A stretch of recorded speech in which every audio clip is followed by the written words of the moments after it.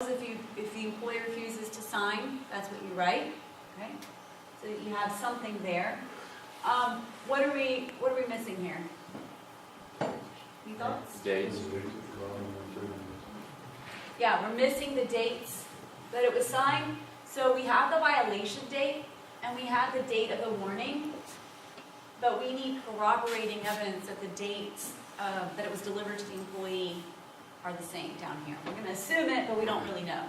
And in a retaliation claim, a claim that you treated an employee differently because they complained about something, dates are one of the only things that matter.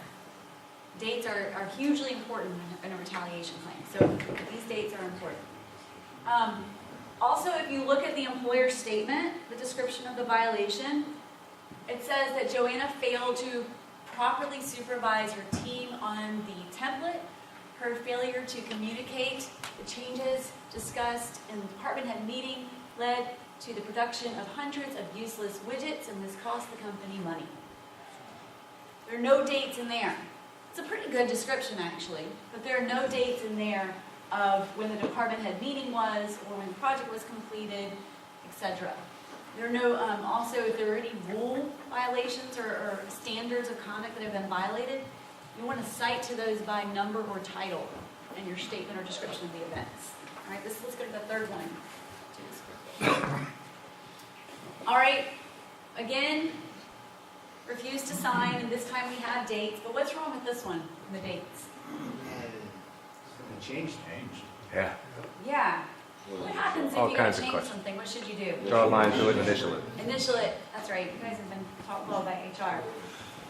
And this is a little funky too because we have refused to sign, the employer refused to sign on April 27th, and the supervisor signed it twice as the person who prepared it. He signed it on the 28th, and then he signed it again as being the supervisor on the 30th, and the violation date is on the 25th.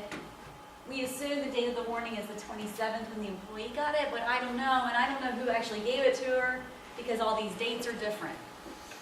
And then the previous warnings isn't completed. That's right. This over here, the history of warnings is not completed. Okay. Well, in the warning decision, it says approved by name, title, date, none of that's filled in either. Third box. Right here? That's right. And I don't think that's been filled in on any of them. No. Yeah. Just as the employee statement has it. All right, is this our last one? Yes. Okay, this is our last one. And what do you think about this one? It's timely, right? It's good that the violation date was on May 1st, and the date of the warning was May 2nd, and everyone signed it or refused to sign it on May 2nd. For the first time, we have this filled out, and it says, Joanna will be terminated, and then there's a director's signature. But we don't have any of this filled out. Okay? So this is better, but we don't have any of that filled out. And then in the description again, we don't have a date of when she failed to do something. In addition, if you look at all of these, there's never an indication of what's going to happen next. We assume that we're going to go through these first, second, third warnings. There's never an indication of that. And the third warning never warned her that the next violation would result in termination or could result in termination. And that's language that we like to see. All right, well, I think we are about out of time. We are 1 minute over. But we really appreciate your attention during this presentation session. We appreciate the opportunity by Fact and Kitty to come speak with y'all. If you have any questions or you'd like to talk afterwards, Elizabeth and I are going to stay up here for a few minutes, so please feel free. Otherwise, thank you very much. Thank you.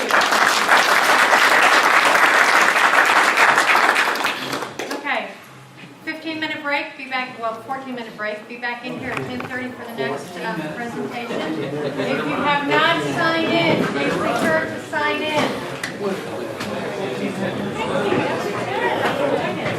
Really good.